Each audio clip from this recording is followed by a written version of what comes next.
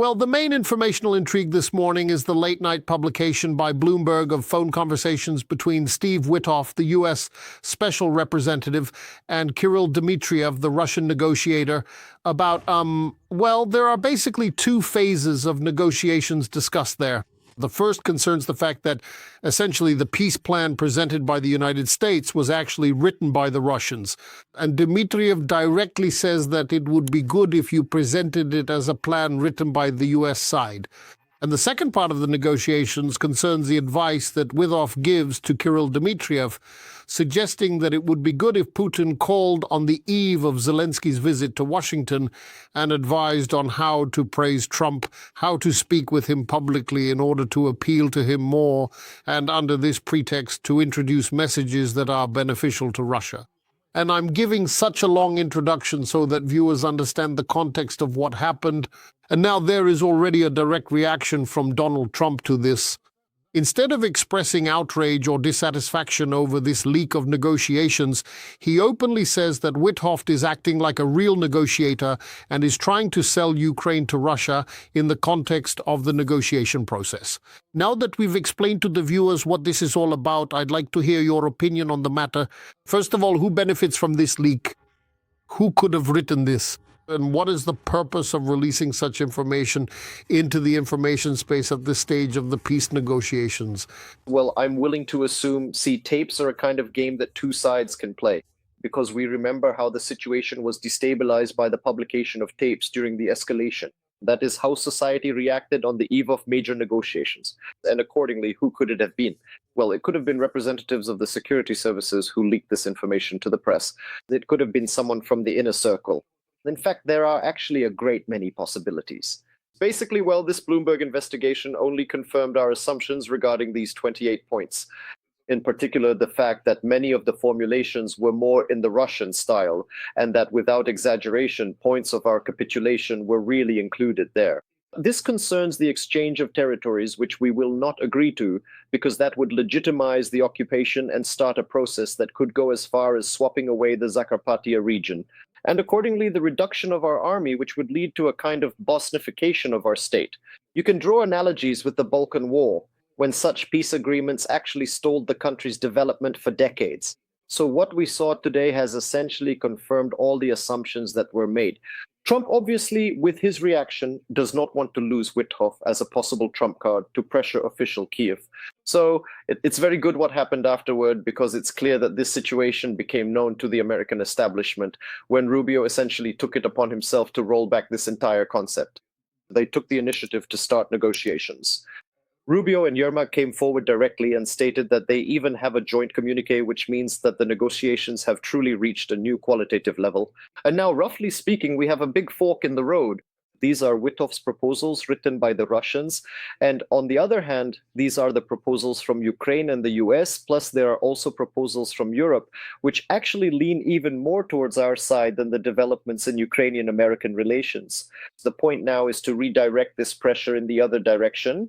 And these tapes, among other things, are, to put it mildly, helping us to ensure that the Americans proceed with a position coordinated with Ukraine, with Europe, and accordingly with themselves, because around Trump there are two main factions. So accordingly, there is the pro-Russian side, and Keith Kellogg represents the pro-Ukrainian side. And it's very good that Rubio, the Secretary of State, after all, is leaning towards our side. And if the Americans go to the Russians with all these coordinated proposals, then it will be much easier for the three of them. As the saying goes, it's easier to beat the father together, to put pressure specifically on the Russian side so that they give up some priorities, some points. That's why definitely, as I began my answer with this, you see, tapes are definitely a game that two can play, and with their help, if we talk about those that appeared in the Mindichgate case, one of the objectives was to weaken us on the international stage. In fact, what is happening now is that we, together with the Americans and Europeans, are trying to do the same to the Russians. And yesterday in Abu Dhabi, a new format of negotiations also took place. Intelligence officers from the Russian Federation and Ukraine met there and coordinated certain issues. The details have not yet been disclosed. But the day before, there was a visit from the Chief of the United States Army, Driscoll, and now NBC is publishing some details of this visit, what happened behind closed doors, and what the main messages were. And so NBC writes that Driscoll told Ukrainian officials in Kyiv that the armed forces of Ukraine are facing a difficult situation on the battlefield and are inevitably facing defeat by Russia. And this minister also told his Ukrainian counterparts that the Russians are increasing the scale and pace of their air attacks and warned that the Russian Federation is capable of conducting combat operations indefinitely. Speaking about the nature of the combat operations taking place now, our military really do say that the pace of the Russian advance at this moment, as well as the pressure, is increasing. In particular, this could be intended to demonstrate at the diplomatic level that they are indeed pushing seizing territory and that this pace could continue moving forward. But in reality, for 4 years, we've seen what was happening before this. As a military expert, can you assess this and also say, if the U.S. stops helping us repel air attacks and providing intelligence, will we be able, together with the Europeans, to continue fighting against the Russian Federation and not give in to them? Well, your question actually very clearly, in fact, repeats the question that Driscoll asked the senior officers of the General Staff.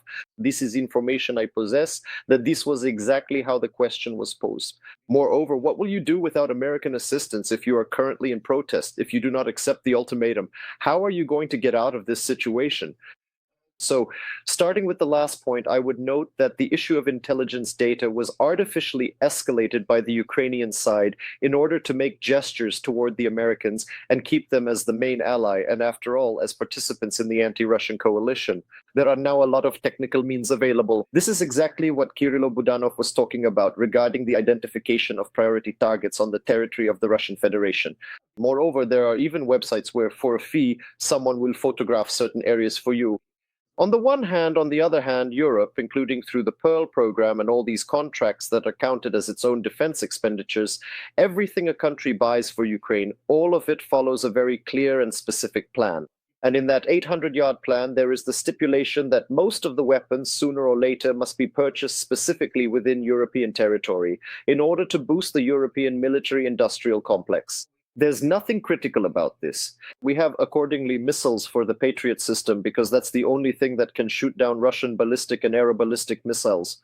And this is a critical issue, aviation missiles, especially in the context of us receiving additional F-16s Mirages and the contracts that have been signed. In particular, we're talking about AIM-9 and AIM-120 missiles, which can be used to effectively hunt down aerial targets. That's why the American pressure is absolutely understandable, and the arrival of that delegation, as I said, in fact, Rubio and Yermak were trying to roll all of this back, because what you're talking about happened precisely during that period when there was a need to put pressure on Ukraine. It didn't work out in the Oval Office, and there were other attempts after the Republicans came to power. But as they say, it didn't really work out again, just like when they tried to legitimize Crimea and that same Rubio turned the plane around over the Atlantic and flew back. So right away, the president spoke about the red lines that absolutely no one in our country will cross because there is no such mandate from society. And once again, the Americans' game fell apart. We must always remember the United States is doing everything to save Russia to prevent the process of collapse or partial collapse because they don't know.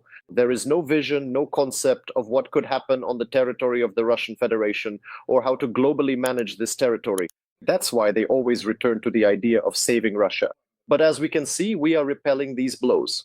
Regarding the front, the situation, as everyone knows, remains very difficult.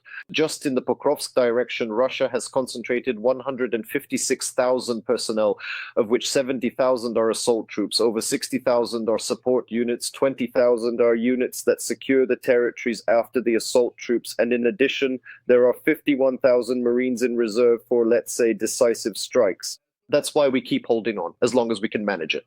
In addition, the Russians are also deploying the 706th Division, and the 104th Regiment is already actively involved. And that's why we're trying to hold on to the cities. This concerns Kostiantynivka, Mirnohrad, and Chasiv Yar.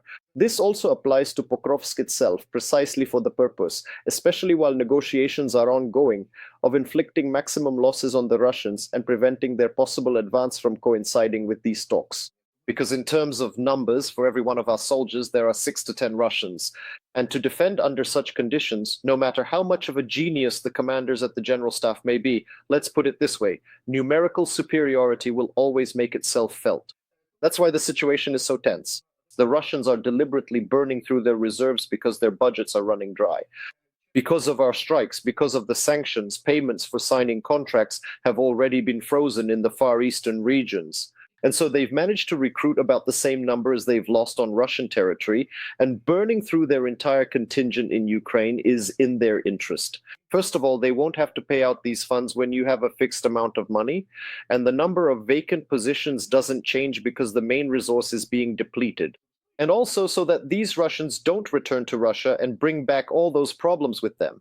The circulation of weapons, drugs, protection rackets, extortion, everything Russia already experienced during the Chechen campaigns and the war in Afghanistan. That's roughly the situation related to these issues. Understood. Thank you, Mr. Dmytro.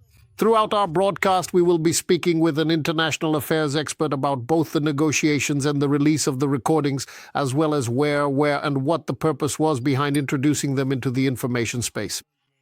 Who benefits more from this, Russia or the United States? At this point, thank you, Mr. Dmytro Zhmaylo, co-founder and executive director of the Ukrainian Center for Security and Cooperation. Thank you once again.